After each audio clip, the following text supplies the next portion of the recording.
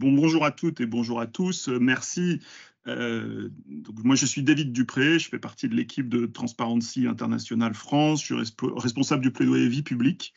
Et je vous remercie tous d'avoir répondu à notre invitation pour un webinaire consacré à l'élection européenne et plus largement aux élections européennes, aux enjeux européens, puisqu'on est maintenant à quelques jours du scrutin et que le scrutin est évidemment important, mais que ça n'est pas tout à fait la fin de l'histoire. C'est même peut-être même le début d'un nouveau mandat avec beaucoup d'attentes. Alors, avant de présenter nos invités, pour ceux qui auraient été modérément attentifs, Transparency France avait publié un manifeste. Je vous montre, hein, mais normalement, vous avez en lecture inversée, donc ce sera difficile. C'était au mois d'avril, on a publié un manifeste pour une Europe plus transparente, plus intègre, mieux armée contre la corruption, avec 8 propositions. Et donc ça c'était en avril. On a pris un certain nombre de positions publiques. Après, on va revenir sur la campagne qui est un peu décevante de notre point de vue sur la question de nos enjeux, mais ça, on aura l'occasion d'en parler avec nos invités. Et puis, j'en dirai un mot tout à l'heure, mais aujourd'hui, on a publié une analyse des programmes, justement, une analyse de 10 programmes. Il y en a parmi les 10, il y en a des intéressants, il y en a des moins intéressants, et on les a notés. Voilà, donc ça, c'est une publication toute fraîche, hein, c'est une publication de cet après-midi. On sait qu'il y a beaucoup d'indécis dans la dernière période. Alors, si on peut éclairer les citoyens indécis, ils trouveront quelques éléments de réflexion sur les enjeux qui nous intéressent, c'est-à-dire ceux de la lutte contre la corruption et de l'éthique publique. Alors, maintenant, il est temps maintenant de remercier nos invités. Donc, alors c'est un format très très adapté puisque, sauf erreur, Juliette Lelieur, vous êtes professeur de droit pénal à l'Université de Strasbourg et peut-être même à Strasbourg en ce moment. Exactement. Formidable. Voilà, je suis spécialisée en droit pénal européen et international et je suis en ligne de Strasbourg, en effet. Très, très bien. Strasbourg qui reste la ville d'accueil du Parlement européen, qui est quelques jours par an avec Bruxelles. Et Juliette Lelieur, on vous a invité parce que vous êtes la co-autrice de ce document qui est un livre blanc publié par nos amis de l'Observatoire de l'éthique publique, qui est un think tank plutôt universitaire, qui publie régulièrement des contributions venues plutôt du monde académique, mais des propositions opérationnelles sur les enjeux, alors qui nous intéressent, nous, Transparency, mais qui intéressent particulièrement l'Observatoire, hein, qui travaille sur l'éthique publique, plus particulièrement. Et ce livre blanc, il a été publié à la fin de l'année dernière, en décembre 2023, avec, vous étiez quatre co-auteurs, le professeur Antoine Vaucher, Lola Avril, en 5 même, Chloé Fauchon, Emilia Corchia-Ao et Madame Lelieur, qui nous fait le plaisir d'être là ce soir. Un document important, et on aura l'occasion d'en discuter. En plus, un document qui a eu une certaine portée, hein, puisque les propositions ont intéressé plusieurs listes. Et notre deuxième invité, c'est Jean Comte. Donc Jean Comte, vous le voyez. Alors c'est là que le panel est parfait, parce que Jean Comte, en principe, vous êtes à Bruxelles. Tout à fait. Donc ce soir, on fait vraiment... moi, je suis à Paris, donc ça nous fait un Paris-Strasbourg-Bruxelles, le triangle parfait. Jean Comte, vous êtes l'auteur de ce petit livre aux presses universitaires de Liège, donc un éditeur universitaire belge, mais vous n'êtes pas universitaire, vous êtes journaliste, et vous avez longtemps été journaliste à Contexte. Voilà, comme vous êtes parti, j'espère que j'espère ne pas commettre d'impair en le rappelant, mais c'est là qu'on vous a connu et qu'on a commencé à vous lire. Alors malheureusement, Contexte, c'est un média professionnel qui est peu connu du grand public parce qu'il n'est pas destiné au grand public, il est destiné aux professionnels, à ceux qui s'intéressent à la vie des institutions, à la production des institutions. Mais au sein de ce média professionnel, vous avez fait un travail très, très, très intéressant et très remarqué sur les institutions de l'Union européenne, Bruxelles pour le dire simplement, pour ce monde-là, en suivant plusieurs grands dossiers. Et vous avez en parallèle à votre travail de suivi quotidien, puisque c'est un quotidien, un contexte, c'est tous les matins pour ceux qui s'intéressent à ces questions-là, vous avez écrit ce livre. Et ce livre nous avait tapé dans l'œil l'an dernier quand il était sorti. On l'avait sélectionné pour notre prix. On a un prix littéraire commun avec l'Observatoire de l'éthique publique. Donc vous étiez dans la shortlist. Vous ne l'aviez pas eu à la fin, mais on s'était juré de faire quelque chose ensemble cette année parce que c'est un livre vraiment important. Voilà pour nos deux invités. Alors, le sujet est large. On se donne. Alors, on a commencé avec un petit peu de retard. On a dit qu'on se donnait une grosse heure. En tout cas, on avait prévu 1 heure, mais on peut un petit peu déborder. Donc, voilà, la contrainte de temps est un tout petit peu souple. On prendra des questions. Si vous voulez poser des questions dans le chat, Benjamin, après son intervention décisive pour rendre la parole à Juliette, surveillera le chat et je leur remercie. On prendra peut-être une petite série de questions. S'il y en a à la mi-temps, on a listé un certain nombre de thèmes et puis évidemment à la fin. Pour lancer peut-être la discussion, on a tous été frappés, si on s'intéresse au sujet de corruption et d'éthique publique, par le scandale du Qatargate en décembre 2022. Alors, ce qui nous frappe aujourd'hui, c'est que sur le coup, il y a vraiment un effet de scandale. C'est quelque chose qui arrive, qui semble nouveau, qui semble massif. Les sommes en jeu, les méthodes, de l'argent liquide dans des sacs de sport, des perquisitions au petit matin. Il y a vraiment une dimension de scandale, un peu de scandale politico-financier à l'ancienne, qui touche le cœur d'une institution européenne, qui est au cœur des institutions européennes, puisque ce sont des parlementaires ou des anciens parlementaires qui sont en cause. Donc, voilà, les esprits sont frappés. C'est vraiment un moment important, un moment de vacillement. Et puis, aujourd'hui, on est peut-être un peu déçus par la portée, mais on aura l'occasion d'y revenir. Moi, la première question que j'avais envie de poser à nos invités, c'est comment vous avez réagi? Parce que, notamment, alors, moi, je ne travaille pas en prise directe avec Bruxelles. On a des collègues, on a un bureau bruxellois qui est vraiment dedans toute la journée. Et parmi les premiers éléments, alors non pas d'analyse, mais de réaction qu'ils nous avaient donnés, c'est pas surprenant. En fait, il y avait une dimension pas surprenante, alors que pour les observateurs un peu plus lointains, à la fois l'ampleur, les techniques, le mode opératoire, le niveau de responsabilité, c'était vraiment des parlementaires européens. Là, depuis, il y a eu quelques petits scandales avec des collaborateurs, avec des personnes avec des fonctions moins importantes. Là, on avait vraiment des personnes avec des fonctions éminentes. Comment vous avez réagi en décembre 2022?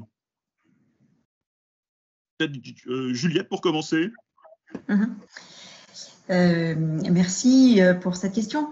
Alors, il y avait eu tout de même un scandale précurseur, si on peut l'appeler ainsi. En 2011, il y avait des journalistes du Sunday Times qui s'étaient fait passer pour des lobbyistes, donc qui avaient fait de l'investigation cachée, dissimulée, et qui avaient proposé à un certain nombre d'eurodéputés de l'argent pour prendre certaines positions et voilà, et pour défendre ces positions au sein du processus législatif. Alors, il y avait eu un certain nombre, si je me souviens bien, 3 ou 4 eurodéputés qui avaient mordu à l'hameçon. L'un d'entre eux a été condamné en Autriche et je ne sais plus comment ça s'est terminé exactement, mais enfin, voilà. Et ça, ce scandale-là, ce qu'on a appelé le scandale du Sunday Times, c'est évidemment pas le journal qui faisait scandale, mais qui avait provoqué et qui nous avait ouvert les yeux, en fait. Bravo les journalistes qui nous avaient ouvert les yeux sur ces faiblesses au sein du Parlement européen. Voilà, donc moi, quand le Qatargate a éclaté, j'ai tout de suite repensé au scandale du Sunday Times. Je me suis dit, mince, il ne s'est rien passé entre-temps. On n'a pas été capable de tirer les conséquences du premier scandale. Et en voilà un second qui arrive avec, comme vous l'avez dit, une ampleur plus grande encore, parce que ce n'était pas une provocation cette fois-ci, c'était une vraie corruption. Alors, sur les modes opératoires, donc, effectivement, dans le grand public, quand on voit des sacs de sport remplis de billets et des sommes de plus d'1,5 million qui sont cachés comme ça en liquide. C'est impressionnant. Cela dit, moi, je ne suis pas tellement étonnée de ce mode opératoire non plus, parce que finalement, aujourd'hui, la meilleure façon de corrompre sans se faire repérer et sans être identifié, vous savez, par la surveillance des flux financiers qu'opèrent les cellules de renseignement financier, finalement, le mode opératoire le plus simple, ce sont les bonnes vieilles méthodes, c'est-à-dire effectivement les valises de billets. Et ça, on l'a vu, moi j'avais suivi de près le scandale, vous savez, l'affaire pétrole contre nourriture. Et là, pareil, c'était des valises d'argent qui étaient amenées à l'ambassade d'Irak à Genève, qui étaient déposées pour que cet argent remonte jusqu'au pouvoir irakien, en l'occurrence jusque Saddam Hussein. Donc finalement, je n'ai pas été si surprise que ça. J'ai été choquée quand même, hein, mais voilà, malheureusement, il y avait des éléments précurseurs. Et Jean, alors peut-être, j'aurais peut-être pour nos auditeurs notamment, rappeler en deux mots peut-être les faits, puisque vous êtes le journaliste. J'aurais peut-être dû commencer par là. Allez-y. Oui, donc en gros, les faits, c'est qu'en décembre 2022, donc, les autorités belges ont annoncé, enfin, on a appris que les autorités belges enquêtaient sur un scandale de corruption de grande ampleur qui impliquait quelques députés européens, tous du groupe socialiste et démocrate, et en gros, qui aurait consisté à ce que le Qatar leur ait versé des sommes d'argent assez importantes en liquide pour que eux, en échange, placent certains amendements spécifiques au sein de résolutions du Parlement européen et puis essaient d'inciter leurs collègues à voter ces résolutions.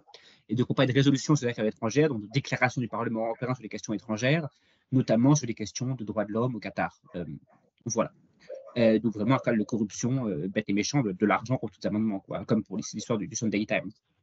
Ce qu'il faut quand même dire, c'est que pour l'instant, personne n'a été condamné dans cette histoire. L'enquête a eu plein de rebondissements dans tous les sens, assez étranges. Notamment, ils ont commencé par incarcérer, je crois, 3 députés et un de parlementaire. La plupart ont été libérés après. L'un d'eux a porté plainte contre le procureur parce que le procureur, semble-t-il, était en conflit d'intérêt avec l'une des députées qui avait été aussi sous enquête. Personne n'est arrêté pour l'instant non plus. Donc, c'est une histoire assez fantastique aussi. Moi, j'ai quand même été surpris, dans la mesure où, en effet, à l'époque, je suivais au jour le jour les questions éthiques, de lobbying, de transparence dans Bruxelles, et c'était clair pour tout le monde qu'il y avait beaucoup de défauts dans le cadre éthique à Bruxelles. Et donc, on était habitué aux députés européens qui ne déclaraient pas le rendez-vous, on était habitué au lobbying qui n'était pas inscrit dans le registre ou qui déclarait des choses fausses dans le registre. On était habitué à plein de choses de ce genre-là. Et j'avais encore jamais vu de problème de corruption pure et dure, où c'est vraiment comme de l'argent, du cash qui était échangé contre les amendements. Après, c'est vrai que quand on y réfléchit un peu, une partie des choses qui ont permis ce scandale est en effet des défauts éthiques identifiés depuis très longtemps. Par exemple, vous avez le fait, à l'époque au Parlement européen, il n'y avait pas de déclaration d'actifs, de patrimoine pour les députés, contrairement, je crois, à ce qui est le cas en France pour cette office officielle, et donc qui peut justement chercher à mesurer l'enrichissement plus ou moins légal. Certes, l'une des ONG qui avait été incriminée dans l'histoire, parce que une ONG au milieu du truc, avait réussi à être audition du Parlement européen sans être inscrit au registre et donc sans déclarer ses comptes, ce qui pourtant aurait dû être obligatoire. On s'est rendu compte, enfin, on savait déjà, mais on s'est rendu compte encore mieux que tout ce qui était les groupements réunissant des députés européens qui faisaient un dialogue spécifique avec les pays tiers était très très peu encadré. Donc il y avait un grand conflit là-dessus. Donc c'est vrai en effet que les conditions étaient en effet assez évidentes. Oui, personne. Alors, à vous écouter, et puis peut-être c'est important de le redire. Alors, vous avez bien fait de le dire, hein, l'enquête suit son cours, la procédure judiciaire suit son cours.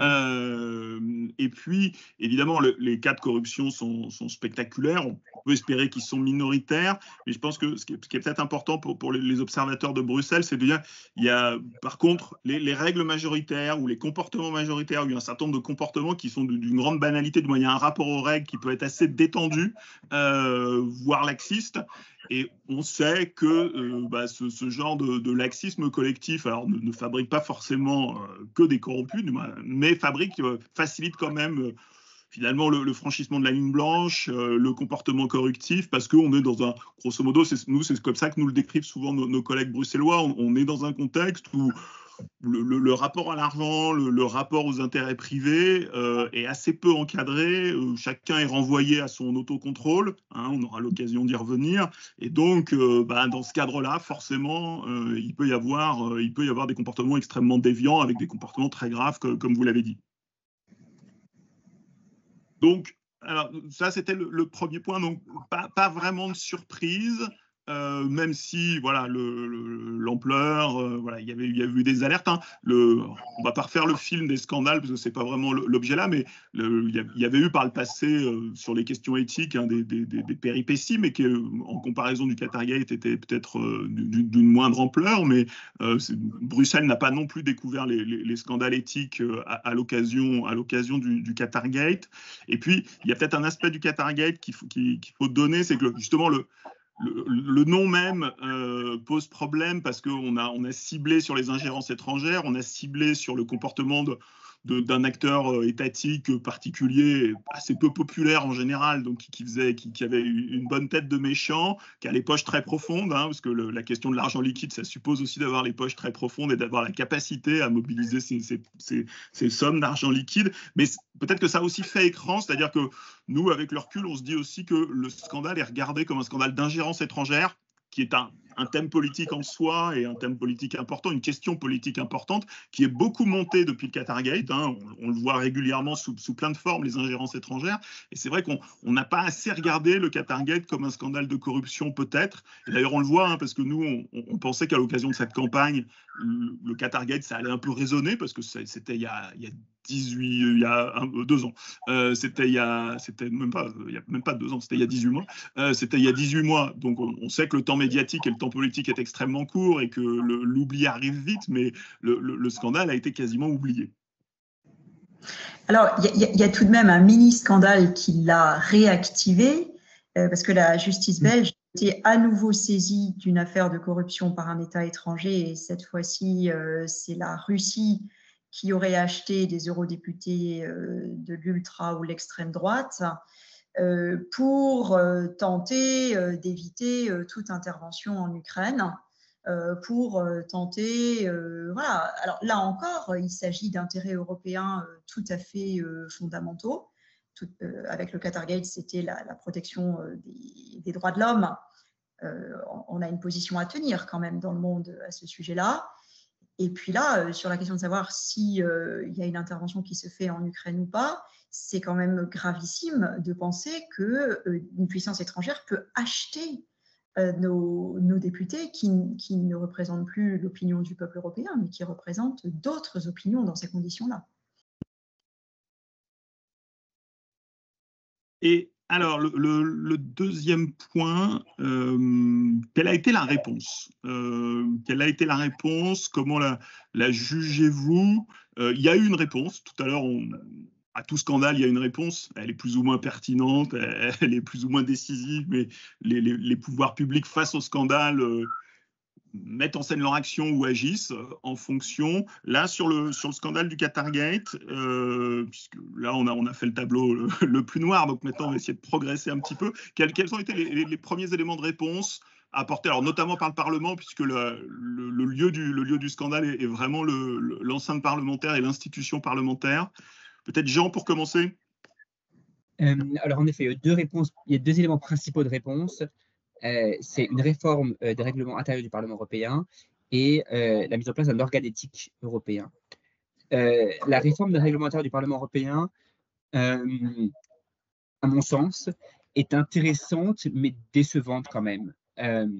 En gros, à la présidence du Parlement européen, on a fait moi sur la table plein de questions diverses et variées, comme la création des déclarations d'actifs qui n'existait pas, comme la mise en place de règles sur les portes tournantes, les pantouflages qui n'existaient pas non plus. Donc, en gros, savoir si on peut interdire à un député européen qui devient lobbyiste de faire du lobbying au Parlement européen. Sur la question des conflits d'intérêts, parce qu'il n'y avait aussi aucun encadrement des conflits d'intérêts au Parlement européen à l'époque. Et donc, la réforme a quand même permis de toucher du doigt et d'avoir des sujets importants qui étaient complètement absents de règles éthiques. À mon sens, c'est un peu une occasion manquée, dans la mesure où, premièrement, alors je crois qu'on doit revenir après un peu en détail, mais je pense que les règles ce qui était décidé sur pantouflage, conflits d'intérêts n'est pas assez, n'est pas vraiment très ambitieux. C'est un peu à minima. Et deuxièmement, parce qu'en fait, elle n'a pas touché la question qui est encore plus fondamentale, qui est celle du respect des règles. Ça veut dire qu'on disait avant que, voilà, vos collègues à Bruxelles disent beaucoup qu'à Bruxelles, il y a quelque chose de laxisme. À mon sens, c'est assez vrai. Je pense que les règles en place éthiques à Bruxelles, que ce soit à la Parlement, mais aussi à la Commission ou ailleurs, ou pour les lobbies, sont pas si mauvaises que ça, en fait, mais que leur respect est très déficient, en fait. Il y a très peu de contrôle, il y a très peu de sanctions, il n'y a pas de sanctions, il y a très peu d'obligations, en fait. Et là, en fait, c'est pareil. Ça veut dire qu'elle n'a pas vraiment musclé. Elle a musclé en théorie les sanctions, mais elle n'a pas mis en place vraiment de mécanismes qui permettraient de créer un agent indépendant pour ces sanctions. Et donc, par exemple, pour le conflit d'intérêts, la décision de savoir s'il faut ou pas qu'un député se déporte parce qu'il y a un conflit d'intérêts, mais en fait, la décision dépend seulement d'autres députés. Donc, ça reste une décision qui sera politique à la fin. Et pareil pour l'organe éthique, je crois qu'on en parlera après, mais l'organe éthique, on espérait avoir justement un gendarme éthique qui puisse un peu vérifier la mise en place et le suivi des règles, et c'est pas du tout ce qu'on aura finalement. Voilà. Juliette, sur ce. Oui, je partage le point de vue de Jean. Alors, la présidente Metsola avait proposé un plan en 14 points et déjà, il faut commencer par dire qu'il y a toute une série de points qui finalement n'ont pas abouti du tout. Et alors, sur les points qui ont avancé et que Jean a mentionné, je trouve également que c'est insatisfaisant. Et alors, je vais donner l'exemple des fameuses portes tournantes. Donc, effectivement, depuis le nouveau règlement intérieur du Parlement européen, alors, ça n'est pas que les eurodéputés, quand leur mandat est fini, n'ont pas le droit de devenir lobbyistes. Ils ont toujours le droit de devenir lobbyistes, comme bon leur semble et sans aucune restriction. C'est seulement, la nouvelle règle, c'est seulement que les eurodéputés restants, qui ne sortent pas du Parlement, ne peuvent pas avoir de contact avec ces anciens eurodéputés qui sont devenus lobbyistes pendant 6 mois. D'accord ? Alors moi, je trouve qu'on aurait été plus sérieux, enfin que le Parlement européen aurait été plus sérieux s'il y avait une véritable interdiction pendant un certain temps de passer, de pantoufler en fait, et d'ailleurs peut-être pas uniquement vers une activité de lobbyisme, mais vers toute autre activité qui a un lien avec les sujets qui ont été portés par ce député au cours de son mandat. Et puis alors 6 mois, c'est ridicule. Ça passe extrêmement vite, 6 mois. Donc, je trouve que, bon, c'est évidemment, c'est un bon début, mais c'est un tout petit début. Et moi, je considère que c'est vraiment insuffisant. Je pense qu'il faut une vraie période de cooling off, comme on dit en anglais, donc une période de refroidissement, c'est-à-dire une période, quand on sort d'un mandat, pendant 2 ou 3 ans, il faut ne pas avoir d'activité qui est en conflit d'intérêt avec la première activité. Alors, nous, dans le rapport qu'on a fait pour l'Observatoire de l'éthique publique, on a parlé de conflit d'intérêt diachronique, c'est-à-dire que la personne qui sort du Parlement européen va poursuivre une activité qui est en conflit avec l'activité précédente. Alors, ce n'est pas en même temps, mais malgré tout, il y a un mélange des genres qui est extrêmement malsain. Voilà, donc je voulais ajouter ça. Et puis, je voulais ajouter aussi que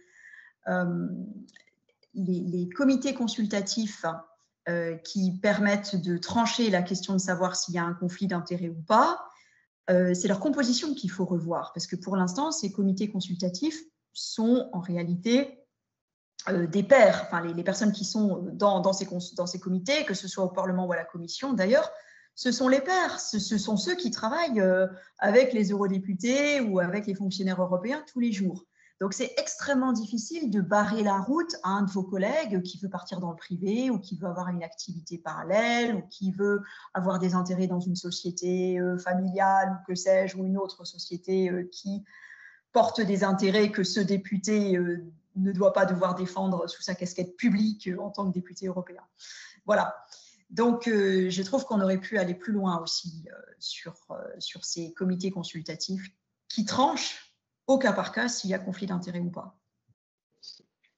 Pour les 6 mois, même si je peux insister, 6 mois, c'est court. Non seulement c'est court, 6 mois, mais en plus, ça correspond plus ou moins au temps que le Parlement met pour se remettre au travail après les élections européennes. Exactement. Le Parlement arrête son mandat en avril. Après, il y a 1 mois avant les élections. Après, il y a toute une phase dans laquelle le Parlement européen élit son président, son bureau, constitue ses commissions ses parlementaires, puis il va commencer à auditionner les commissaires européens qui vont arriver, à voter sur la Commission européenne.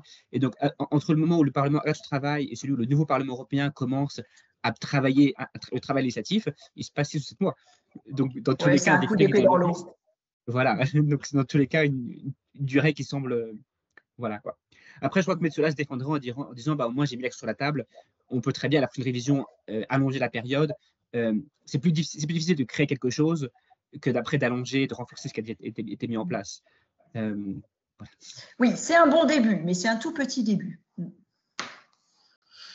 Très bien. Oui, alors pour ceux qui suivent Bruxelles peut-être d'un peu plus loin, la présidente Metsola, c'est Roberta Metsola, la présidente du Parlement européen, présidente qui est du groupe PPE, comme la présidente de la Commission par ailleurs, hein, le groupe dominant du Parlement européen, et qui a la présidence de la Commission et qui a lancé ce train de réforme. Alors assez vite, hein, il y avait une volonté, je pense que c'était en début d'année, hein, ça c'est un peu la loi du scandale, on le sait, hein, les sujets auxquels nous nous intéressons sont un peu soumis à la loi du scandale, donc des annonces rapides, une volonté de réagir qui est tout à fait légitime et tout à fait intéressante. Et ensuite, alors on l'a bien vu, mais c'est peut-être pas spécifiquement européen, mais un long processus, hein, parce qu'il a fallu 9 mois de discussion. Finalement, ça aboutit à l'automne 2023. Avec des majorités difficiles à réunir. Hein. On ne sait pas exactement quelle sera la composition du futur Parlement, mais le Parlement sortant a déjà une composition assez complexe. Et même si la présidente PPE impulsait les réformes, le groupe majoritaire PPE était peut-être parfois pas forcément un très bon appui pour la présidente, donc il fallait construire des majorités assez complexes pour la réponse que vous donnez. Et alors, moi, je soulignerai un point dans ce que vous avez dit, Jean, c'est l'absence de contrôle. Parce que c'est vrai que ce qui frappe, alors ça surprend un peu, moi, je suis plutôt un praticien et un connaisseur du système français. Ce qui compte, c'est d'avoir ce qui surprend quand on regarde un petit peu le fonctionnement des institutions européennes, c'est ces règles sans contrôle ou ces règles dans l'autocontrôle, parce que parfois elles peuvent être très intéressantes. Il arrive que sur le papier, la règle soit très intéressante, mais alors l'absence de contrôle indépendant, extérieur, c'est vraiment une caractéristique, et on aura l'occasion d'y revenir, mais c'est vraiment un point sur lequel les institutions européennes peuvent s'améliorer. Peut-être, alors, sans rentrer tout de suite en s'éloignant un peu de la corruption, mais en restant sur le climat, vous l'avez dit, conflit d'intérêts, lobbying, ça crée une ambiance particulière qu'on ne connaît pas toujours très très bien, donc qu'on ne mesure pas vraiment. Hein. Bruxelles est une grande ville de lobbying. Hein. On dit souvent, il y a Washington, D.C., la capitale fédérale des États-Unis, hein, qui est la capitale du lobbying, avec une industrie du lobbying, et Bruxelles n'est pas très loin, parce que la taille du marché européen, la taille des enjeux, hein, tout simplement, la taille continentale des enjeux, font que le lobbying est très important. Alors, je pense que Jean, vous aurez l'occasion de nous le dire, il y a vraiment une spécificité de la place de l'activité du lobbying à Bruxelles. Alors, le lobbying ne fabrique pas nécessairement de la corruption, loin de là. Hein. Le lobbying est évidemment une activité légale, encadrée, elle peut même être considérée comme une activité légitime. Hein. Les décideurs publics ont sans doute besoin d'entendre l'expression des intérêts privés, mais on sait qu'il y a un besoin de régulation, à la fois pour mettre des barrières éthiques et puis aussi pour des questions proprement démocratiques, hein, sur la question de l'influence, pour contrôler le bon fonctionnement démocratique et éviter des formes de capture de la décision publique, des formes d'influence abusive, de comportements qui finalement fragilisent le fonctionnement démocratique des institutions. La France a beaucoup progressé depuis 2011, 2012, hein, création de la HATVP, loi Sapin 2. Pendant longtemps, moi j'ai regardé Bruxelles d'un peu loin pendant ces années-là. On avait toujours un peu en tête que Bruxelles était peut-être en avance ou que Bruxelles était un peu mieux. Aujourd'hui, on se réveille avec une situation un peu différente quand on regarde de près, où finalement les avancées françaises font que le paysage des institutions européennes peut même être regardé comme étant un peu à la traîne sur certains aspects. Comment se pose d'une manière générale la question des conflits d'intérêts et du lobbying à Bruxelles aujourd'hui? Alors peut-être Jean d'abord, parce que le lobbying, c'est vraiment votre sujet. Alors, le lobbying à Bruxelles n'est pas régulé. En gros, c'est ce qu'il faut comprendre. Il est encadré, mais pas régulé. Donc, l'Union européenne, en fait, il y a beaucoup de lobbies. Il y a 12 500 entités inscrites sur le registre qui va bien. Forcément, la taille de l'Union européenne, la variété de sujets couverts, donc des tonnes d'intérêt ont intérêt à influencer, à influencer le droit à Bruxelles. Et donc, vous avez des entreprises, vous avez des fédérations, vous avez des consultants, vous avez des ONG beaucoup, comme Transparency par exemple, vous avez des think tanks, un écosystème assez riche, assez varié. Et ce qui est vraiment Bruxelles, c'est que la Commission européenne, le Parlement aussi, s'appuie beaucoup sur les lobbies. On aurait en fait une partie presque intégrante du système de décision et s'appuie sur eux de manière très structurée pour récupérer en gros l'expertise dont ils ont besoin. Tout ça n'est pas encadré, n'est pas régulé dans la mesure où il n'y a pas de texte européen qui imposerait des obligations aux lobbyistes en tant que tels. En France, la loi Sapin oblige, apporte en tant que tel des obligations aux gens qui font l'activité de lobbying. Dans l'Union européenne, ce n'est pas le cas. Il y a seulement des incitations à s'inscrire sur un registre.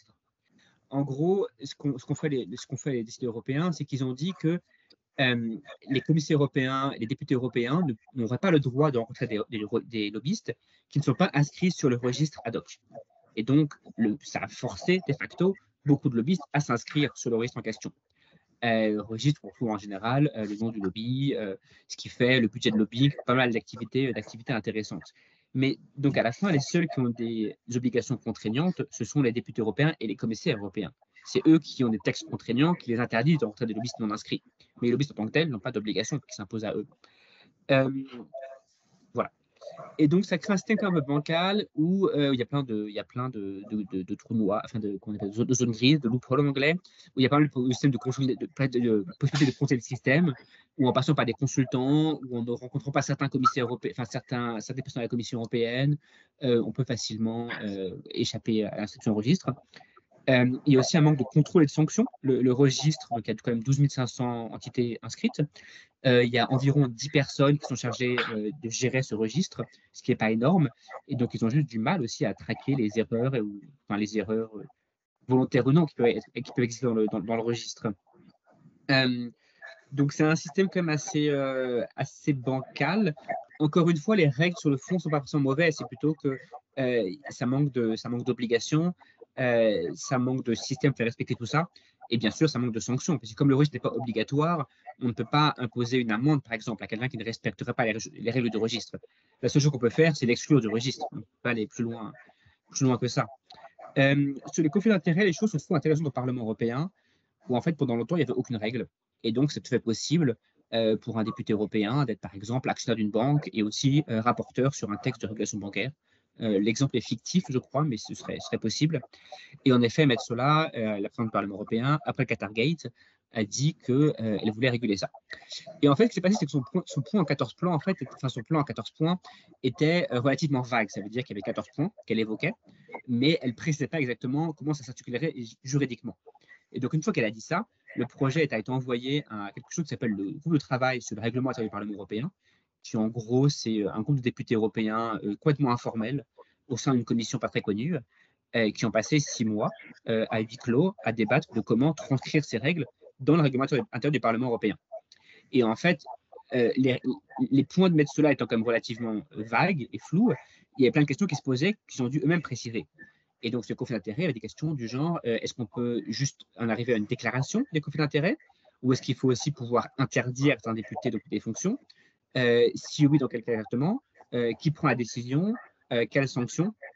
Ils étaient assez divisés en fait. Hein. La droite et les libéraux n'étaient pas super fans de systèmes contraignants et d'interdictions. La gauche, les verts, beaucoup plus. Et donc à la fin, ils sont arrivés à un système torturé où en gros, un député en situation de conflit d'intérêt doit déclarer qu'il est en conflit d'intérêt. Et dans ce cas-là, il y a une décision qui est prise comme quoi il peut ou pas garder la fonction. Et la décision est prise en gros par d'autres députés européens. Pas toujours les mêmes, ça dépend de la fonction exacte, mais en gros, c'est d'autres députés européens qui prennent la décision de savoir s'il peut ou pas garder la fonction. Ce qui est problématique, je me semble, parce que comme disait Juliette, c'est un contrôle par les pairs. Enfin, et le Parlement européen étant ce qu'il est, je connais un petit peu quand même, ça risque soit d'être utilisé politiquement soit d'arriver à une situation où les députés européens vont s'exempter eux-mêmes. Vous prenez un très bon exemple, c'est la commission de l'agriculture. La commission de l'agriculture, c'est en fait l'une des celles qui est le plus condamnée par les conflits d'intérêts, parce que plus de la moitié, je crois, des membres sont agriculteurs ou l'ont été, ou possèdent une exploitation agricole, ou ont la famille avec une exploitation agricole. Et donc, c'est eux qui décident des règles qui permettent, enfin, les critères pour ne toucher pas les fonds de la PAC, de la politique agricole commune. Et donc, certains en bénéficient directement. Et donc, il y a quand même un cas assez évident. Et donc, étant donné qu'ils sont tous ou presque conflits d'intérêts, on peut penser, par exemple, qu'ils vont tous s'exempter mutuellement et partir du principe que c'est bon pour tout le monde. Dans d'autres commissions, il y a quand même beaucoup de chances pour que ces règles-là, qui sont à la base des règles éthiques, hein, pas des règles politiques, soient utilisées politiquement parce que, je ne sais pas, les centristes et la droite n'aiment pas tel socialiste et donc trouvent un argument pour l'évacuer grâce à ça. Voilà. Voilà ce que je peux dire. Et donc, ça commence à ce qu'on a dit un petit peu, mais quand je disais que, à mon avis, c'est un peu une question de manquer cette réforme du Parlement européen, c'est que, voilà, bon, sur le pantouflage, c'est tout petit, mais c'est quelque chose. Sur les conflits d'intérêts, il me semble que c'est presque dangereux dans la mesure où ça peut être contre-productif et ne pas aller dans la direction de plus d'éthique, à mon sens. Voilà ce que je peux dire. Oui, si je peux rebondir un petit peu. Alors, c'est très complexe, hein, ces histoires de conflits d'intérêts. On a parfois beaucoup de mal à se représenter les choses.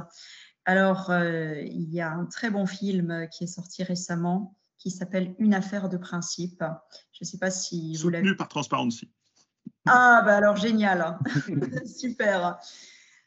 Donc, qui nous rappelle l'affaire du commissaire Dalli qui a été limogé parce qu'il travaillait sur une directive qui s'attaquait au tabagisme des jeunes et que le lobbying de l'industrie du tabac ne voulait pas que ces idées prospèrent et ne voulait pas que cette directive aboutisse à son terme. Moi, j'ai trouvé que ce film était... Alors, je n'avais pas fait attention, je n'avais pas repéré le soutien de TI, mais alors c'était encore mieux. Franchement, ce film, il dit beaucoup de choses et il rend très concret ces problèmes de conflit d'intérêts. Et sinon, dans Le Monde de la semaine dernière, Le Monde a fait avec 5 autres médias, avec l'ONG ARIA et puis d'autres médias européens, une enquête qui est très intéressante. Ça s'appelle MEP Side Jobs. Et alors, pour donner un exemple qui, cette fois-ci, n'est pas fictif et qui est donné justement dans cet article, Sergio Berlato, qui est un eurodéputé proche de l'extrême droite italienne, hein, de Meloni, et quelqu'un qui est extrêmement engagé dans la chasse, dans la défense des chasseurs dans son pays. Il préside des associations de chasse, etc. Et il est nommé quand même rapporteur pour le règlement de l'Union européenne, pour un projet de règlement Union européenne sur l'importation et l'exportation des armes à feu. Donc, enfin, je trouve ça terriblement choquant. Il y a un manque d'objectivité totale. Il est évident que ce sont les intérêts des chasseurs qui vont être défendus et je ne crois pas que l'Union européenne puisse se prononcer sur la circulation des armes à feu en fonction des considérations des chasseurs. Enfin, le décalage est énorme. Voilà, donc je voulais simplement rajouter ces tout petits éléments d'illustration par rapport à ce que Jean a expliqué. Alors peut-être on a une petite question sur les déontologues, sur les différentes institutions déontologiques, avec un auditeur qui nous parle du déontologue de l'Assemblée nationale. Donc, en France, il y a les deux modèles au niveau parlementaire, c'est-à-dire il y a le déontologue personnalité indépendante, c'est celui de l'Assemblée nationale, qui fait rentrer un tiers, hein, parce que même après, ça reste des règles déontologiques, donc soumises au bureau, mais on est sur un équilibre dans lequel il y a un tiers, voilà, un tiers indépendant. Le Sénat français a un système plus collégial avec un comité de déontologie, mais alors... Si avec les critères européens, on pourrait s'en inquiéter. De fait, aujourd'hui, c'est plutôt une institution qui est en train de monter en gamme. Par contre, c'est vrai que nous, quand on regarde les pratiques et les mœurs, hein, parce que ça joue quand même aussi beaucoup, hein, les règles comptent, mais il faut tenir compte des mœurs aussi. Et on se dit qu'on milite beaucoup pour que le comité de déontologie du Parlement s'ouvre, hein, parce que là, la réforme Metsola, je crois que c'est passé de 5 à 8. Donc, il me semble que c'est ça.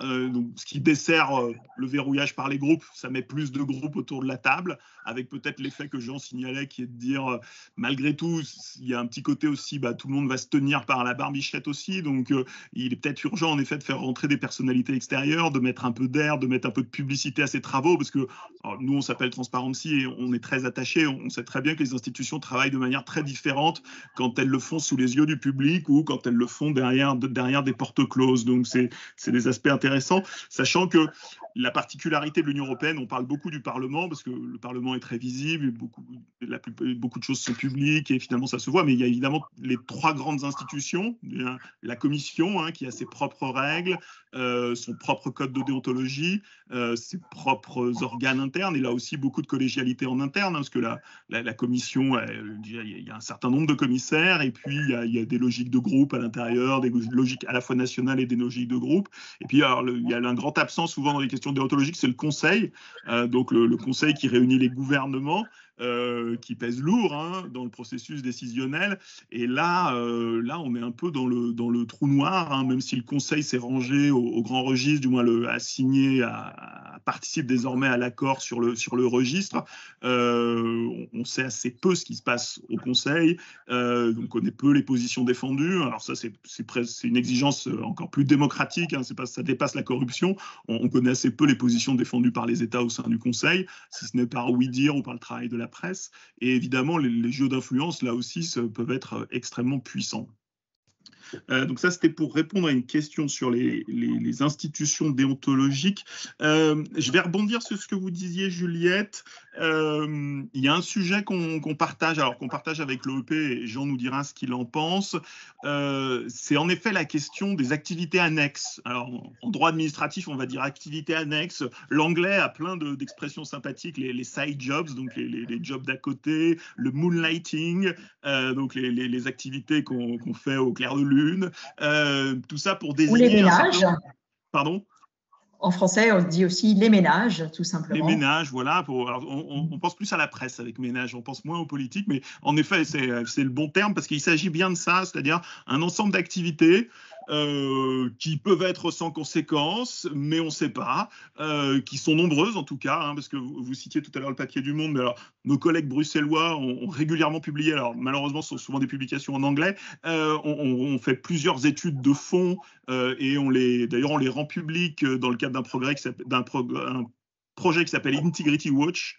Donc c'est un site internet, vous pouvez googliser. Alors malheureusement les données sont en anglais, mais on travaille sur les données publiques quand elles existent, et notamment sur les activités annexes. Et c'est une vraie question. Nous, on est favorable à l'interdiction. Discuter les exceptions qui seront nécessaires, mais une interdiction de principe. Du côté de l'OEP, Juliette, vous avez travaillé, je crois que vous avez appelé ça une architecture d'incompatibilité. Non, oui, alors on a parlé d'infrastructure. Infrastructure, pardon. Incompatibilité. Alors, bon, je pense que nos points de vue sont en réalité assez proches. Je vais réexpliquer la démarche que nous avons eue à l'OEP. En fait, pour lutter contre tous ces phénomènes de corruption et de conflit d'intérêts, on a beaucoup misé sur la transparence, sur l'idée qu'il fallait faire savoir au grand public ce qui se passe, qu'il fallait déclarer, qu'il fallait être transparent. Et notre constat a été de dire que la transparence, c'est très bien, mais ce n'est pas un but en soi. C'est-à-dire que la transparence, alors c'est très utile pour nous les universitaires, parce que ça nous permet, ça donne des documentations, c'est très utile pour les journalistes, c'est très utile pour les ONG, évidemment que ça nous permet de savoir ce qui se passe et que c'est un premier pas extrêmement important. Cela dit, la démarche de la transparence, c'est une démarche qui reste volontaire pour les agents publics, que ce soit des fonctionnaires, des élus, des chargés de mission publique, etc. Ça reste une démarche volontaire, donc et sans contrôle. Voilà, très souvent sans contrôle.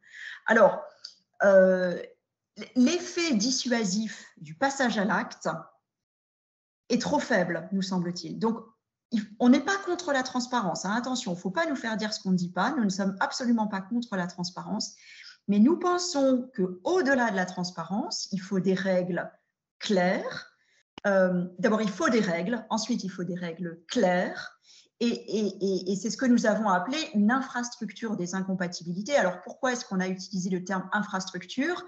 Parce que l'idée était de dire, bon, nous, on n'allait pas à 5 universitaires dire ça et ça, c'est incompatible, etc. Il faut évidemment consulter les réalités pratiques. Nous, on manquait d'informations pratiques et de données tout à fait tirées de la réalité pour établir ces règles d'incompatibilité. Mais voilà, j'ai lu les propositions de TI sur le sujet. Je pense qu'on a des positions extrêmement proches. Alors nous, on a insisté aussi pour dire que une fois qu'un eurodéputé est élu, la règle, ça doit être aucune activité nouvelle. Aucune activité nouvelle parallèle au mandat. Sauf quelques conférences, enfin voilà, il peut y avoir vous avez dit aussi à TI qu'il peut y avoir quelques exceptions.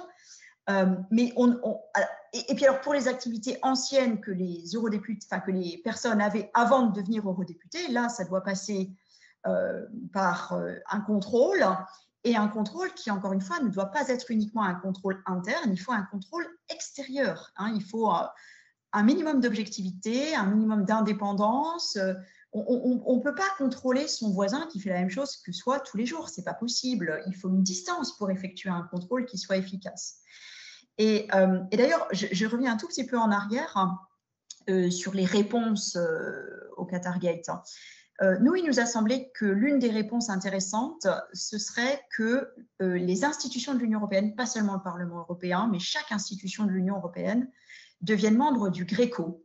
Alors, le GRECO, c'est le groupe européen contre la corruption, qui est un organe de contrôle au sein du Conseil de l'Europe. Hein, c'est une structure intégrée au Conseil de l'Europe.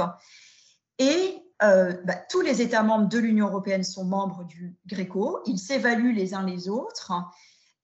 Mais comme l'Union européenne n'est pas membre du Conseil de l'Europe, la conséquence, c'est que les institutions de l'Union européenne ne sont pas contrôlées. Et ça manque, ça. Un contrôle extérieur indépendant manque, alors qu'il serait tout à fait possible grâce au GRECO.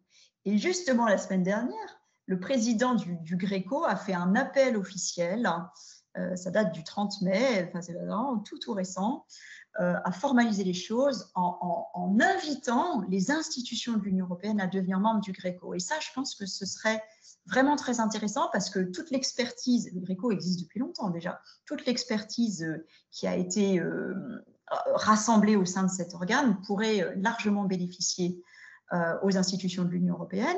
Quand on évalue les autres, on se rend compte de ses propres faiblesses, d'accord? Et c'est comme ça qu'on progresse. Et donc, voilà, je pense que c'est un élément de réponse sur lequel il faudrait vraiment insister. J'avais noté quand même que l'Union européenne avait un poste d'observateur au sein du GRECO, il me semble, non? Oui, mais quand on est oui, bien sûr. Oui, c'est vrai. Non, alors, c'est vrai que l'Union européenne est observatrice, mais enfin, quand on est observateur, on ne participe pas à l'évaluation. Donc, on ne se fait pas expertiser et on n'expertise pas les autres. On regarde le match, quoi, mais on ne progresse pas suffisamment comme ça. Voilà, c'est pas suffisant du tout.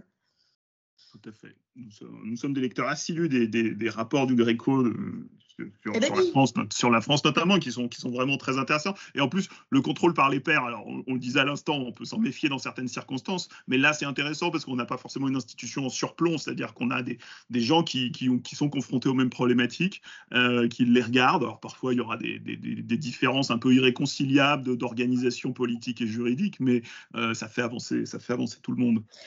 Oui, le GRECO ne prend pas des décisions sur des particuliers comme dans les comités consultatifs des institutions européennes. C'est une évaluation des dispositifs législatifs, des mises en pratique de lutte contre la corruption. C'est l'évaluation de tout un dispositif et c'est expliquer comment l'améliorer. C'est aussi des échanges de bonnes pratiques. Donc, ce n'est pas du tout de la décision individuelle. Hein, on est complètement de ça. Jean, sur les incompatibilités, sur les side jobs, vous avez vu dans la campagne, je ne sais pas si vous avez suivi la campagne française, c'est un des seuls thèmes qui a surgi un petit peu. Alors, il y a eu le papier du Monde la semaine dernière, et puis en début de campagne, il y avait eu un visuel d'une candidate je tairai le nom pour ne pas lui faire publicité, parce qu'en plus, ce n'est pas de la publicité favorable, mais il y avait un visuel d'une candidate qui mettait en avant, alors non pas les activités parallèles, mais les revenus parallèles, ce qui était déjà une façon de prendre le problème un peu hasardeuse, et puis en plus en se trompant de cible, puisqu'en identifiant essentiellement des droits d'auteur, et puis avec une dimension très polémique, puisqu'il s'agissait essentiellement des têtes de liste français.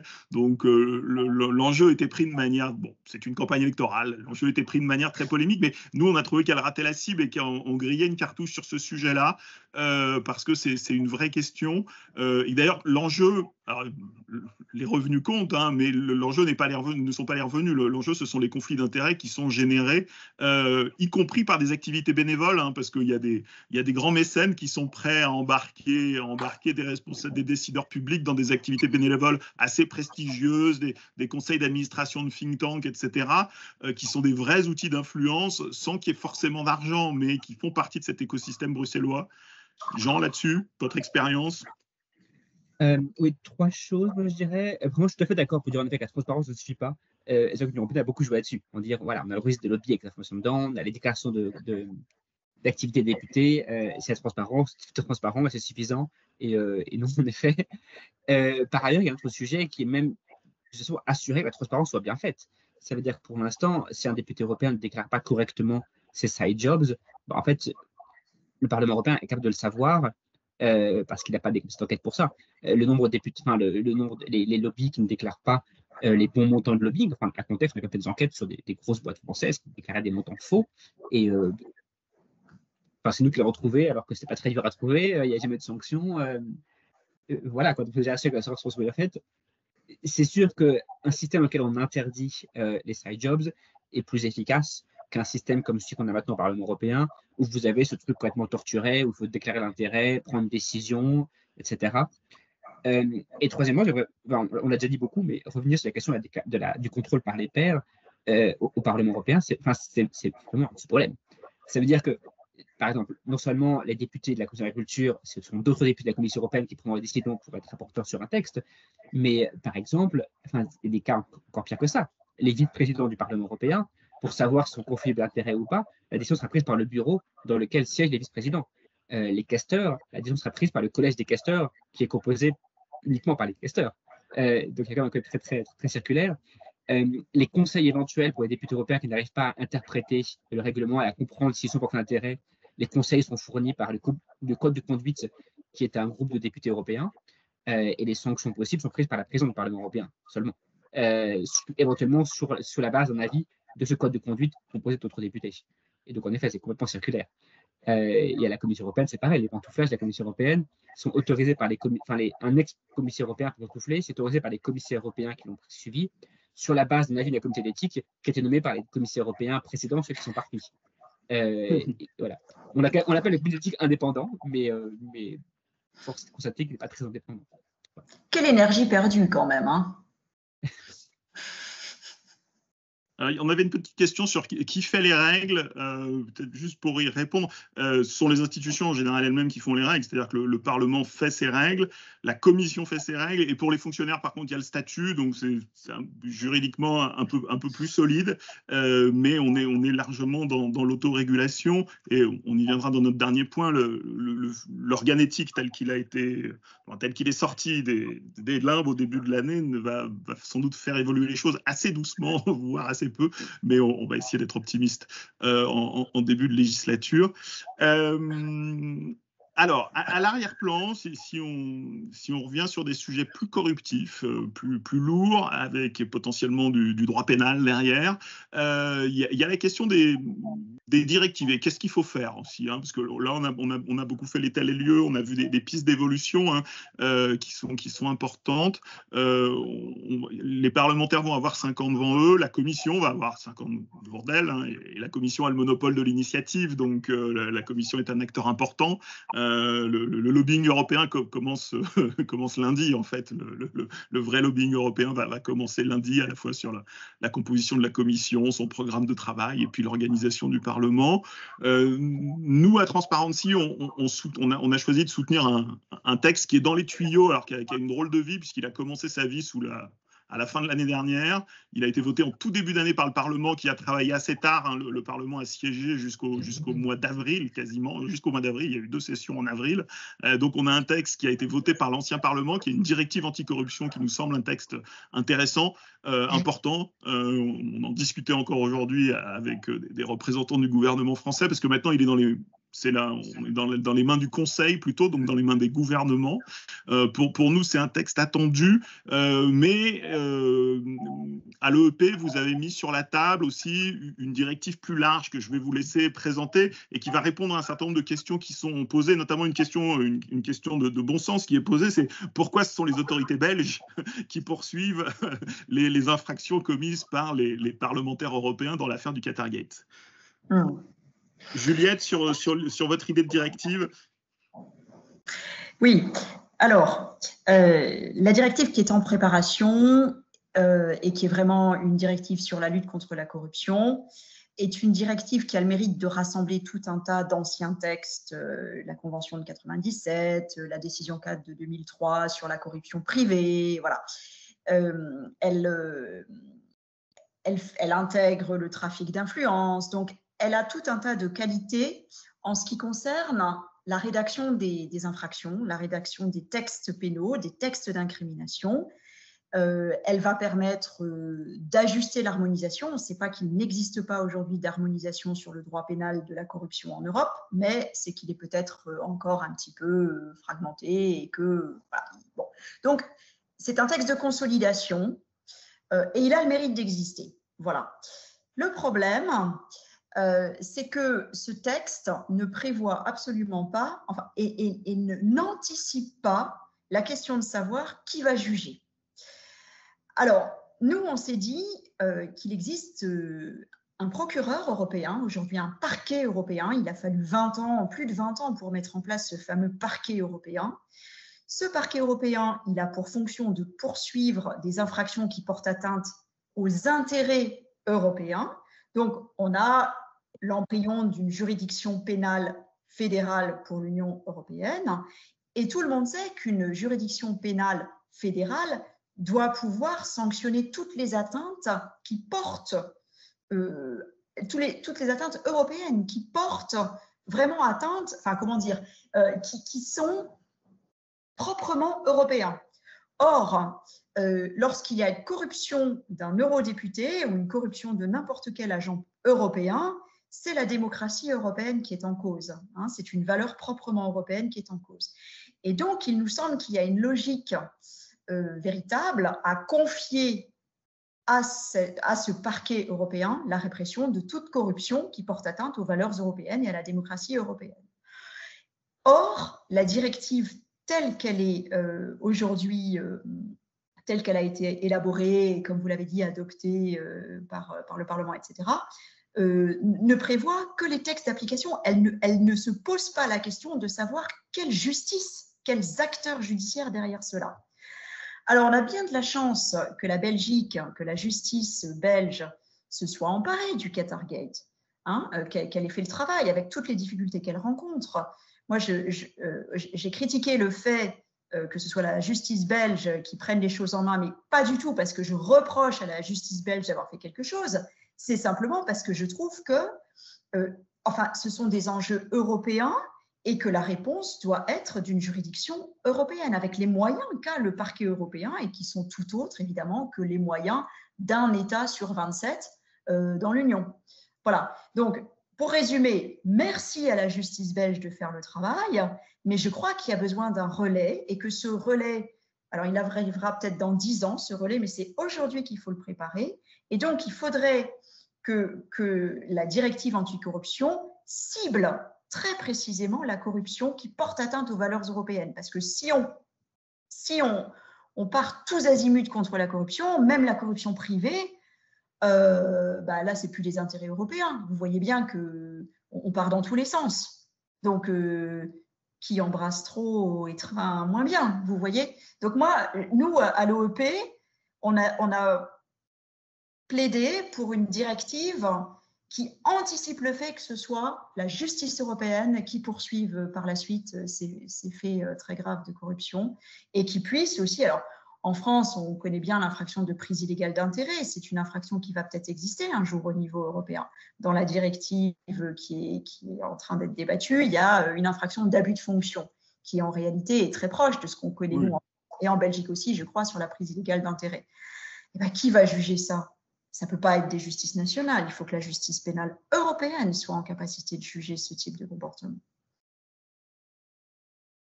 Voilà, j'espère avoir été clair. C'est un peu technique, toutes ces choses-là. Oui, on va pas faire, mais il faudra qu'on en reparle à l'occasion des temporalités aussi, parce que je pense qu'il y a un texte qui est sur la table et qu'il est important de mener à son terme, et puis en effet une perspective ambitieuse qu'il faut porter maintenant. Je viens de voir une question. Est-ce que les États sont prêts à lâcher leur souveraineté sur ce sujet-là? Eh bien, les États ont lâché leur souveraineté sur la protection des intérêts financiers de l'Union européenne. C'est quoi les intérêts financiers de l'Union européenne? C'est le budget européen. Et finalement, les atteintes aux intérêts financiers de l'Union européenne, c'est un terme très technique pour dire la fraude fiscale européenne. Alors, les États, bon, ça a été difficile. Le processus législatif a été très long. On se souvient des cartons jaunes des parlements européens qui hésitaient largement à lâcher justement cet élément de souveraineté vers l'Union européenne. N'empêche qu'on a aujourd'hui un parquet européen. Il existe, il est compétent, pas dans les 27 États, dans 22 États seulement, mais quand même. Il travaille plutôt bien, il a des capacités. Et pourquoi restreindre sa compétence à la lutte contre les intérêts financier de l'Union européenne? Pourquoi est-ce que sa compétence n'irait pas vers la protection des intérêts démocratiques de l'Union européenne? Et nous, on a fait ce parallèle-là. On a dit, s'il y a une justice pénale européenne qui peut s'occuper des finances de l'Union, eh bien, cette même justice pénale européenne peut s'occuper aussi de la démocratie de l'Union et lutter et réprimer les atteintes de corruption qui portent atteinte à la démocratie. Et ça, le Qatargate le révèle, mais on ne pouvait pas mieux faire, quoi. Jean, je sais que vous avez moins travaillé. Je sais que vous avez moins travaillé cette question. Vous voulez réagir là-dessus, sur la directive, sur... Non, pas spécialement. Je connais moins ce sujet-là, mais c'était pas sûr. Merci beaucoup. C'est ce qu'on s'était dit. Alors, on avait une petite question technique sur les outils, parce qu'il y a, alors vous avez bien fait de citer le parquet européen, mais il y a un certain nombre aussi d'offices, je pense d'offices, l'OLAF, hein, par exemple, l'office européen de lutte contre les fraudes. Il y a aussi un organe qui s'appelle Eurojust, qui organise la coopération judiciaire en Europe. On a une petite question sur les méthodes d'investigation. Alors, c'est peut-être pour vous, Juliette, en tant que pénaliste. On sait aussi, en se plaçant à cette échelle-là, on sait que les corrupteurs sont à la fois parfois très riches et parfois très organisés, ou en tout cas ont accès à des moyens importants. Comment on peut s'organiser pour y répondre? En termes d'investigation policière. Oui. Hein, Oui. Ouais. Oui, bah, l'OLAF, donc l'organe de lutte antifraude, alors n'a pas de pouvoir d'investigation pénale. C'est-à-dire, c'est ce qu'on appelle de l'investigation administrative. Donc, c'est-à-dire, par exemple, l'OLAF ne peut pas perquisitionner. Il peut sonner à la porte. Si on lui ouvre, c'est bien. Si on ne lui ouvre pas, il reste dehors. Alors qu'une police traditionnelle, elle sonne, et si on ne lui ouvre pas, elle défonce la porte, elle entre. Voilà. Ça, c'est la différence entre l'OLAF et la police nationale. Mais les choses peuvent évoluer. Et l'organe qui vient naturellement au soutien du parquet européen, c'est évidemment l'Office de lutte antifraude. Voilà. Donc, alors après, l'Office de lutte antifraude a développé des coopérations avec les polices nationales qui fonctionnent quand même bien. Parce que, très concrètement, quand on est dans une institution européenne, on reste sur un territoire d'un des États membres. Donc, il y a toujours une police nationale qui peut intervenir. Alors, il y a des questions de protection de l'immunité, etc. Bon, il y a des ajustements à faire. Mais il peut y avoir une bonne coopération entre l'OLAF et les polices nationales pour assister le parquet européen sur les investigations. D'accord. Alors, avant de prendre quelques questions, peut-être un dernier point. Jean l'a évoqué tout à l'heure en ouverture, il y a la question de l'organe éthique européen qui a été un peu un serpent de mer des 5 années qui viennent de s'écouler, puisqu'il a été très tôt sur le radar. Hein.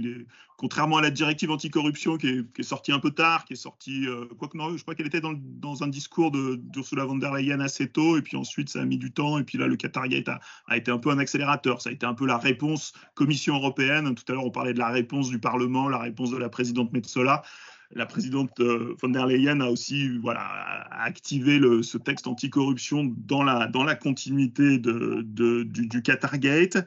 Mais par contre, le débat sur l'organe éthique européen, une autorité éthique indépendante, si on voulait le dire de manière peut-être un peu moins précise, mais un peu dans un vocabulaire qui nous est un peu plus familier, alors c'est un peu trompeur, mais si on veut comparer avec la France, ça serait une HATVP européenne. La HATVP, c'est la Haute Autorité pour la Transparence de la Vie publique, créée en 2013 et qui est devenue vraiment un acteur important, un régulateur et un gendarme entre les deux de la vie publique à travers notamment les déclarations d'intérêt qui sont contrôlées efficacement, les déclarations de patrimoine de nombreux responsables publics, les mobilités publiques-privées. Hein, on en a beaucoup parlé. Dans le chat, on avait une question sur une proposition du Conseil de l'Europe sur des vérifications préalables. Hein, quand on parle de mobilité publique-privée ou de pantouflage, il y a à la fois le départ et il y a aussi à l'entrée. Hein. C'est-à-dire que quand les gens rentrent dans une institution européenne, il faut se poser la question des conflits d'intérêts parce qu'il peut y avoir des formes d'entrisme. Hein. Le pantouflage, le rétro-pantouflage, ça peut se passer dans les deux sens. Et donc, à l'arrière-plan de toutes ces questions, et on l'a bien vu, il y a la question de qui contrôle. Parce qu'il ne suffit pas d'avoir des déclarations. Là, le Parlement a décidé d'avoir des déclarations de patrimoine. Des déclarations de patrimoine non contrôlées n'auront pas une très grande valeur et surtout ne seront pas très opérationnelles. On le voit en France, les déclarations de patrimoine n'ont de valeur que parce que la HATVP rentre dedans et rentre dedans, peut même rentrer à l'intérieur de ces déclarations de manière assez intrusive, hein, avec la possibilité de se faire communiquer, de voir les contradictions, parce que déclarer son patrimoine en autodéclaration n'est pas suffisant pour mettre en place un contrôle. Et donc se pose la question de l'organe éthique. Serpent de mer un temps qui finalement a débouché sur un accord en début d'année, un accord que nous, à Transparency, on a vraiment... on n'a même pas réussi à dire que c'était un premier pas et que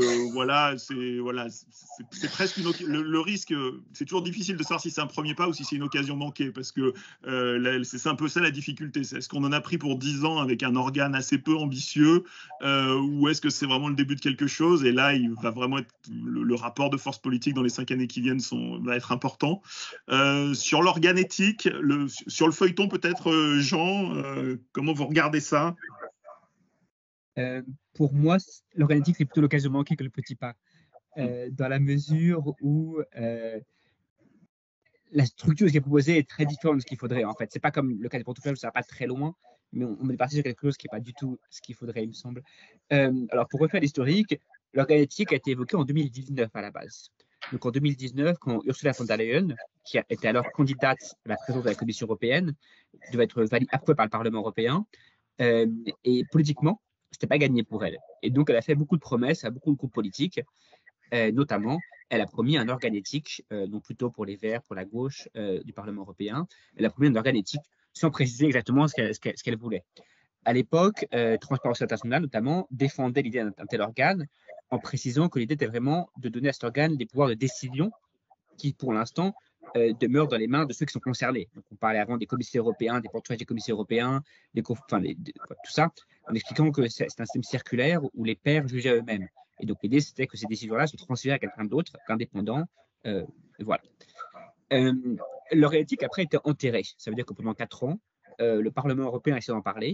Le Parlement européen en débattait beaucoup parce qu'il était divisé, mais le Conseil ne voulait pas en parler. La Commission essayait d'oublier qu'ils avaient promis ça. Et il se passe rien. Et puis, après Qatargate, en effet, politiquement, il a fallu faire quelque chose. Le Parlement européen a réformé son code de conduite, mais comme la Commission européenne voulait aussi marquer le coup, et donc là, on a ressorti des cartons, un projet qui était oublié depuis 4 ans, plus ou moins, et on a fait une priorité politique. Et donc, je pense qu'à ce moment-là, voilà, beaucoup de gens espéraient avoir un organe qui, en gros, soit chargé du respect des règles, des décisions éventuelles concernant des dépôts et des pantouflages doit éventuellement être capacité d'enquête. L'idée d'en dire encore une fois que les règles ne sont pas si mauvaises, mais qu'il faut quand même que le contrôle soit fait par quelqu'un de sérieux, d'indépendant, et pas juste par les institutions elles-mêmes. Ce n'est pas du tout ce qu'on a eu. Pour diverses raisons, politiques, juridiques, on peut en reparler, la Commission européenne a proposé quelque chose de très, très différent. C'est en fait une espèce de plateforme dans laquelle chaque institution européenne envoie un représentant, et tous ensemble, ils essaient de se mettre d'accord sur des futurs standards éthiques. Futurs standards éthiques qui n'ont pas de valeur juridique, parce qu'une fois qu'ils se mettent d'accord sur ces standards entre eux, il faut encore être transcrit dans différentes règles au Parlement européen, aux commissions, etc. Donc en gros, c'est chaque institution européenne qui envoie une personne dans une pièce, ensemble ils discutent, ils actent un accord de principe sur des futurs standards éthiques, et puis après, on espère que tout le monde les mette en place juridiquement. Ils sont assistés par des experts indépendants. Donc, en gros, vous avez un représentant pour chaque institution européenne, donc Conseil, Commission, Parlement. Vous avez aussi la Cour des comptes, le Comité des régions, le Comité économique et social, la BCE, la Banque européenne d'investissement et la Cour de justice de l'Union européenne, avec un statut particulier pour l'indépendance de la justice. Voilà. Et en plus de ça, il y aura, je crois, 3 ou 4 experts indépendants qui doivent aussi siéger dans l'organe en question. Et voilà, et c'est tout. Donc, ce n'est pas tout à fait ce qu'on espérait.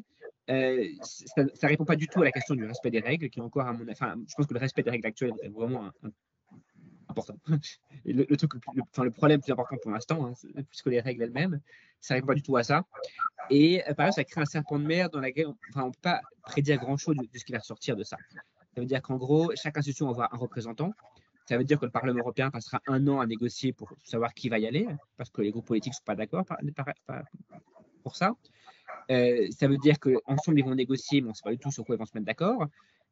Comme il y a quand même 9 institutions participantes, il y a quand même un risque prégnant de tout petit dénominateur commun, ce qui est un risque. Et troisièmement, une fois qu'il y a un accord de principe qui ressort de ça, les règles, enfin, l'accord n'a de valeur juridique qu'une fois qu'il est transcrit dans le règlement interne de chaque institution. Et bon, au Parlement européen, encore une fois, après Qatargate, il a fallu 9 mois au Parlement européen pour réformer ces règles. Alors, avec 6 mois de débat dans un groupe qui fonctionnait à huis clos, informel. Et donc, même si le Parlement européen participe à l'accord, aucune garantie qu'après le Parlement européen, dans ses règles, transcrira les règles, enfin, transcrira l'instruction des standards. Par ailleurs, le président du Conseil européen, je crois, a refusé de participer. Alors, c'est quand même un poste assez important, quand même. C'est la personne qui préside, en gros, le Sénat, qui est chef d'État du gouvernement de l'Union européenne, c'est important. Le Comité des régions participe, alors qu'il n'a aucun pouvoir législatif dans l'Union européenne. Donc, ouais, voilà. C'est plutôt une occasion manquée. Il me semble qu'on ne résout aucun réel problème avec cet organe et qu'on ignore les vrais problèmes qui existent, comme faire respecter les règles et l'indépendance de décision, encore une fois, quoi. Enfin, je me répète beaucoup, mais voilà. Me semble-t-il. Juliette? Oui, je partage tout à fait l'occasion manquée, absolument. Alors, nous, à l'Observatoire de l'éthique publique, on avait plaidé pour la création d'un organe sur l'intégrité européenne. Pas sur l'éthique européenne, mais sur l'intégrité européenne. Ce n'est pas qu'on est contre l'éthique, encore une fois, mais c'est qu'on pense que c'est très bien le questionnement éthique, mais il y a des enjeux qui sont parfois tellement forts qu'il faut des règles claires sur l'intégrité de nos agents européens, quels qu'ils soient. Et pas seulement du questionnement, mais voilà, c'est la même idée que sur les incompatibilités, il faut des règles précises. Et justement, cet organe sur l'intégrité européenne aurait pu trancher des décisions individuelles à la place de ces comités consultatifs qui sont internes à chaque institution. L'idée, c'était que ce soit un organe interinstitutionnel. Alors ça l'est, c'est très bien, mais il faudrait aller évidemment beaucoup plus loin que réfléchir à des standards. Et voilà. En fait, ce débat me rappelle, en France, le SCPC. Est-ce que vous vous souvenez du Service central sur la prévention de la corruption? Je crois si mes souvenirs sont bons, il était sorti de la loi Sapin 1. L'idée avait été à l'origine d'en faire un organe qui ait des capacités de contrôle, d'investigation, alors pas pénale, mais de contrôler si la prévention de la corruption se faisait de manière correcte, et pas seulement de faire des propositions et de rassembler de l'information. Et puis, au moment de l'adoption de cet organe, je ne sais plus trop ce qui s'est passé, mais enfin, bon, bref, il n'avait plus aucune fonction opérationnelle. Alors, ça y est, on a réussi, je ne sais plus combien de temps on l'a gardé, le SCPC, on a réussi à s'en débarrasser pour avoir une agence française anticorruption, donc on a marqué un grand pas. Mais vous voyez, David, hein, quand vous disiez, est-ce qu'on a pour 10 ans avec cet organe-là, je crois que le SCPC, on l'a traîné un peu plus que 10 ans, malheureusement. Hein. Oui, jusqu'à Sapin 2. Un organe pleinement opérationnel. Donc ouais, ça c'est vraiment dommage. C'est vraiment dommage. On est passé vraiment à côté d'une chance inespérée. Enfin, je ne sais pas ce qu'il peut y avoir de plus gravissime comme scandale que ce qu'on a eu ces derniers 18 mois pour que les mentalités évoluent, quoi. Oui, nous on partage évidemment sur l'organe éthique la déception et le manque d'ambition. Il y avait une proposition parlementaire. Alors, le Parlement n'a pas de pouvoir d'initiative, hein, donc il peut faire des rapports d'initiative pour suggérer à la Commission de prendre une initiative. C'était le député Freud qui avait proposé. Et il y a aussi la question des sanctions, hein, parce que quand on regarde un peu ces institutions fonctionner, il y a des indicateurs tout bêtes, qui est le nombre de cas saisis, le nombre de sanctions prises et la crédibilité des institutions de contrôle. Pour peu qu'elles contrôlent quand même un grand nombre, un flux assez important, et dans le cadre des députés, par exemple, il y a quand même un flux important, il y a quand même un grand nombre de parlementaires avec beaucoup d'activités annexes, beaucoup de potentiels conflits d'intérêts, donc il y a de la matière, donc ça doit générer à la fois des saisines et très probablement quand même quelques sanctions, et l'absence de sanctions est assez parlant, et c'est vrai que l'organe éthique tel qu'il est né comme un instrument de coordination est vraiment très très peu ambitieux. Alors, l'heure tourne. Juste, je vais remonter le chat rapidement. Alors, il y a une question qui est vraiment pour nous. Ça, je la garde pour la fin. Ça, on l'a dit. Ça, on a répondu. Il y avait une question sur Transparency. Est-ce qu'on fait du lobbying? Alors, oui, techniquement, notre travail, c'est du travail de lobbying. Et d'ailleurs, on est enregistré comme tel, et dans le répertoire parisien, et dans le répertoire européen. Par contre, c'est pas forcément Transparency France qui le fait. Hein. Transparency est une ONG mondiale, et puis très implantée en Europe en particulier. Donc, notre siège européen et notre bureau bruxellois font vraiment le travail au quotidien, le vrai travail, hein, au contact des pouvoirs publics à Bruxelles, à Strasbourg et dans les autres villes, hein, parce qu'il ne faut pas oublier, Bruxelles, c'est un peu réducteur parce qu'il y a des grandes institutions européennes qui sont dans d'autres villes, la BCE ou d'autres institutions importantes. Donc ça, c'est plutôt fait par nos collègues. Mais par contre, nous, on reprend les sujets européens parce que les gouvernements, et donc le gouvernement français a évidemment un rôle important à jouer. Par exemple, là, on le voit sur la directive européenne, hein, la balle est aujourd'hui sur la corruption, la balle est dans le camp du gouvernement, et donc c'est important aussi de savoir, parce que le Parlement compte, la Commission compte, mais le Conseil pèse aussi très lourd, et les accords au sein du Conseil sont évidemment importants. Je pense qu'on n'a pas loupé de questions. Au niveau horaire, on a débordé raisonnablement. Est-ce que vous avez un dernier mot? Vous n'avez pas forcément un appel à voter, par contre, si je peux vous autocensurer par avance. Il y a le dernier débat des candidats ce soir sur le service public. Je ne sais pas si parleront de nos sujets. Alors, ce sera moi le dernier mot. Donc, je vous rappelle, Jean Comte, très bon petit livre. Et alors, je vais faire une remarque vraiment de commerçant. C'est un livre pas cher en plus. Je crois que je l'ai racheté. Il y a une deuxième édition en plus. Hein. Ce sont des presses universitaires, ça c'est super. Ouais, les presses universitaires de Liège. Et j'étais très fier d'être édité chez moi. 15 € et qu'il les vaut largement pour tous ceux qui s'intéressent aux questions de lobbying, avec vraiment un point de vue intéressant et très informé. Le livre blanc de l'EEP qui était paru à la fin de l'année dernière, hein, que vous trouvez sur le site de l'EEP, l'Observatoire de l'éthique publique.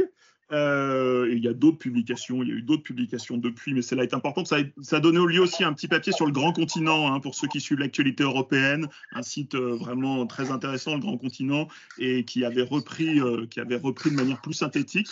Et puis nous, de notre côté, donc on a notre manifeste, et puis aujourd'hui, on a publié une évaluation, une notation des programmes.